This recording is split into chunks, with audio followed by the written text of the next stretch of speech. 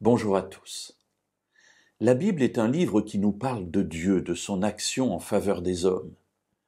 Mais la Bible est aussi un livre qui contient de nombreux conseils pratiques. Comment vivre telle ou telle situation dans notre vie? Si l'on considère notamment les lettres que Paul a écrites aux communautés de croyants de son époque, eh bien, elles sont là quasiment toutes pour répondre à des problématiques dont il a entendu parler et auxquelles il veut apporter une solution ou une réflexion. Dans sa première lettre aux Corinthiens, au chapitre 7, Paul va particulièrement parler du mariage ou du célibat et donner ainsi aux uns et aux autres des conseils de vie.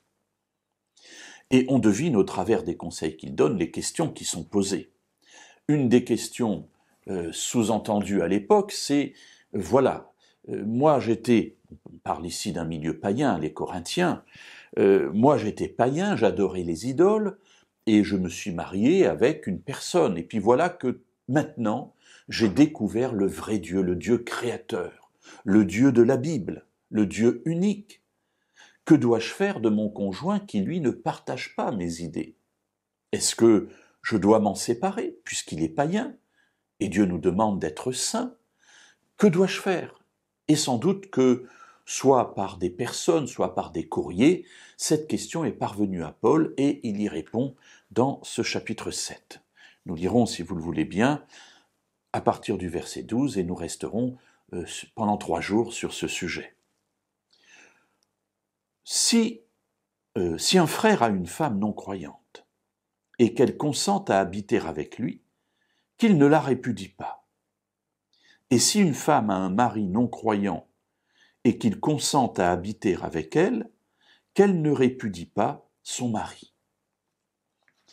Alors voilà donc la question qui est posée à Paul. Effectivement, dans cette situation de conversion, on se pose la question de savoir mais comment agir ou comment réagir. Cette question se pose aussi pour nos contemporains. Nous avons des membres de nos communautés, des frères ou des sœurs, qui découvrent la foi en étant mariés avec quelqu'un qui ne va pas faire le même cheminement, peut-être pas au même moment, ou peut-être pas du tout d'ailleurs, ce cheminement de foi qui les mène à reconnaître le Dieu de la Bible comme étant le vrai Dieu, et qui se disent « mais qu'est-ce que je dois faire par rapport à mon conjoint ?» Alors, demain nous verrons le début de la réponse de Dieu et surtout nous verrons les conclusions pratiques que cela porte sur notre vie à nous, mais aussi sur la vie de ceux qui nous entourent. Alors à demain.